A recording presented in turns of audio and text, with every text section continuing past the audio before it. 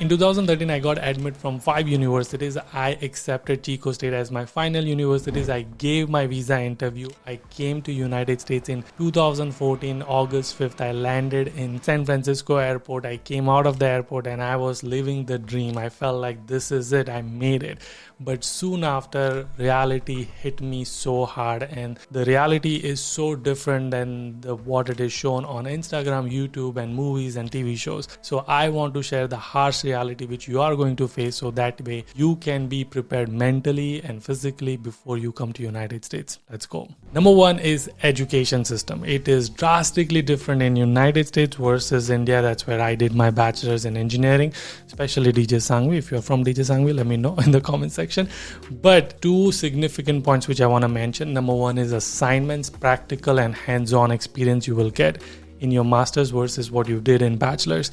In bachelor's, there's a lot of theoretical knowledge which we get in India, at least in my college.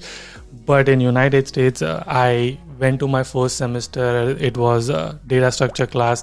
We had first week, my first week was the bubble sort. I think there was a sorting algorithm which was taught to us in the first class. And then in that class, professor said that you're going to have an assignment that you have to submit by Sunday midnight. And then you are going to have a quiz next week in your class. So that was shocking to me because we just got your first classroom and we already have a practical assignment which we have to do. And so you will be doing a lot more coding, especially if you're coming for computer science. Even if you're coming for MIS or MEM or MBA, there's going to be hands-on lots of work versus what you have experienced, especially in India. And then second part is the grading system. In India, your final exam does the majority of grade. In United States, that's not how it works. A lot of professors set up their coursework differently, and in some cases final exam don't even matter because all your coursework grading system is divided into, like, you're gonna get graded on your assignments, you're gonna grade it on your unit test, midterms, your attendance, your class participation, and final exam. And sometimes, in some cases, in fact, in one of my classes, my final exam was only 10% of overall grade. So I literally did not even give the final exam, and yet I got 90%, which is A grade in that class. Yes, this is a true story. So you cannot be just like, I will catch up at the very end. You have to work every single day and every single test and every single submission of your assignment. You are going to spend a lot of time on hands-on assignments. So that was a drastically different. Nobody told me that. So I'm going to tell you that. So come prepared. If you have time, if you're watching right now and if you have time before landing in United States, whatever your coursework is, start reviewing it, start figuring out, talk to your seniors and start at least practicing coding or whatever you need to do for your assignments. Hey, before we move on to the next part, I want to quickly talk about Prodigy Finance. This video is not sponsored by them, but they have been a great affiliate partner, and I want to talk about what do they do. If you're someone like me who comes from a lower middle class family, have no property, no asset, but still have the dreams of studying abroad in United States, you need an education loan, but no bank will provide you a loan without having an asset or a collateral. That's where Prodigy Finance is awesome because they don't judge you based on your financial history. Instead, they make a bet based on your credibility, which is awesome. And that's why I love them.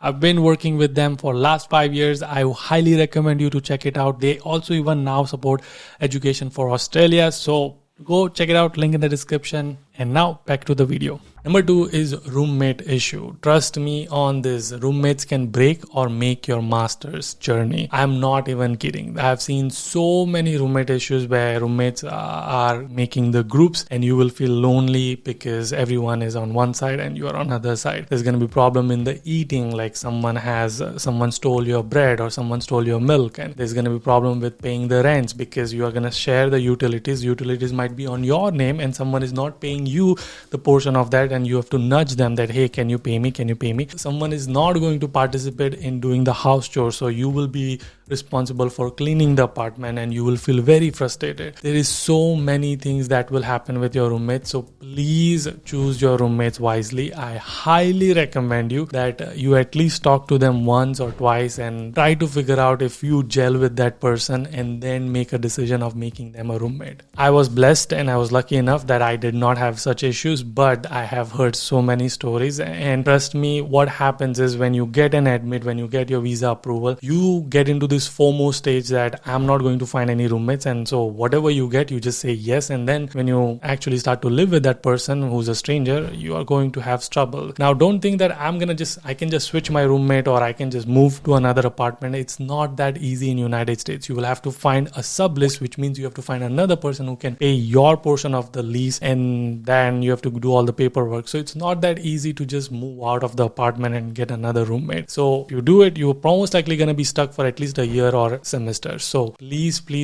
spend some time in getting a better roommate. You're going to face so many things in your master's journey. You're going to do everything on your own, your cooking and finances, your assignments, your coursework, finding a non-campus job or internship, dealing with immigration. You want to come home and have a supportive roommates, and you want to be supportive to them, and you want them to be supporting in your goals. You don't want to have another drama which sucks away your energy, and you don't want to be the person where everyone is against you, so you just stay in the library because you don't want to deal with your roommate. I've seen those stories and I've heard those stories. Please spend time in choosing your roommates wisely. Moving on to the third point, which is homesickness and loneliness. Yes, this is the big part. Everyone poses the photo of people going to Vegas and New York skyline and Manhattan and all of this fancy thing when they do things with their friends or roommates. But trust me, that's just the half picture. They are not showing the photos of them crying, being in the bedroom or working full-time on campus or part-time on campus and being miserable and feeling so lonely. They are missing their parents because they have no one to talk to. In India, you feel more community type feeling, but even when you land in United States, even your roommates and your friends, you will feel that they are focused so much on themselves. Everyone becomes so insecure. There will be days when you're applying for jobs and someone will not even tell you that there was an opening on campus. They are insecure that you might take away their internship. So there is an insecurity that you might enroll in the class which they want to enroll in. So they might not tell you when it gets open or whatsoever. So trust me, you will face homesickness and loneliness. It is just part of this journey where you will feel that, especially if you're coming from a big family, you've never lived with strangers and never moved out of your house. This is going to be hard for you. So come mentally prepared that this is going to be hard for you. And if it doesn't happen, then great. I would be more than happy to take that hit that Yudi said that it was going to be so hard. I'm happy to take that hit if you find it easy. But if you come with the mentally that, oh, it's going to be easy, and if it is hard, you are going to face that problem. I know so many people who think that everything is going fine, but still find homesickness and find loneliness. They have friends, but yet they feel lonely. They are going out, but yet they feel lonely. So please understand that you will feel that mentally a little discouraged. So come prepared for that. To avoid homesickness and loneliness, I would highly recommend you to step out of your comfort zone, especially if you're an introvert. This is going to be a little harder than extroverts. Extroverts are much easier. They can just go and talk to people. But for introverts like me, you just have to make a little bit extra effort. You have to find people for similar interests, join clubs and groups on campus, find other roommates, find other people in your community who you gel with and talk to them and make a genuine effort to talk to them. Have a constant relationship with your parents and friends and maybe call them frequently, so that way you don't feel so much homesickness and loneliness. And if you still do, I'm always available. Please DM me on Instagram. I would love to talk to you and just understand what you're going through and maybe help you with anything you need. Number 4 is on-campus jobs. A lot of time people come with this understanding that on-campus jobs are going to be like given to them. There's no such reason for you to believe this. People think that it's going to be easy, and people think that, it's going to be just given to me and there's so many on-campus jobs, I'm just going to get it. Or some people come with an assumption that they're going to get TARA grader jobs. No, it's very, very, very competitive. You might get like cafeteria jobs, and if you want to do that, so don't come with that assumption that it's going to be easy. Start applying for jobs before you land in United States. Yes, that's the trick. Start reaching out to your seniors, start reaching out to your professors before you come to United States. That brings me to the point of financial plan. Like a lot of time finances, like you have to manage your finances if you've never managed it. So that is now new thing you will have to learn. But a lot of time people come with a plan that, cost of living is going to be covered through my job and my, semester fees will get covered through my internship. So they don't plan for it, and they only plan for the first year, they don't plan for the second year, or they don't plan for their living cost. No, please don't come with that understanding. Please come prepared financially, that you will have some form of financial plan if something goes wrong. Maybe you got sick, you're not healthy, you cannot work on campus. Maybe your grades are dropping and you need to focus on that. Maybe you need time to focus on your internship and full-time search. So that's why you can't work on campus. And because of that, you need money to pay for your living costs. So don't come with this assumption that everything is just going to be like glamorous and given to you. It is going to be hard. Moving on to the next one, which is internships and full-time jobs. This is going to be the hardest part of your master's journey. Not even education, not even submitting assignments, and not even dealing with roommates.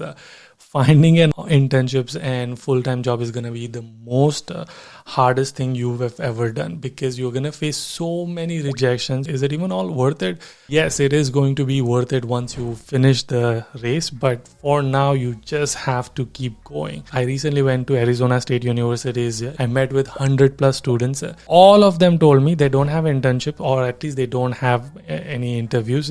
Most of them don't even have seniors who are graduating. They don't have full-time jobs lined up. Obviously, this is the time. It's 2023. If you're watching it in later years, then 2023 was the worst year for the tech companies, because there's a lot of layoffs happening. So this is the worst time for them, and it's hard for them. They are not able to find internships. They are waking up with rejection. They are not even getting interviews. So they, in spite of them doing every single thing right, they might not have a full-time job when they graduate, and they have to use some or the other mechanism to stop their 90 days clock and all of that. So please come prepared that you might face this situation. You might wake up every single day with a rejection email that you didn't get an internship. So please come prepared, not just mentally to not get an internship, but also prepare yourself so that you can get internship. I've made several videos on how to get internship, how to get full-time job, how to break into tech industry with zero experience.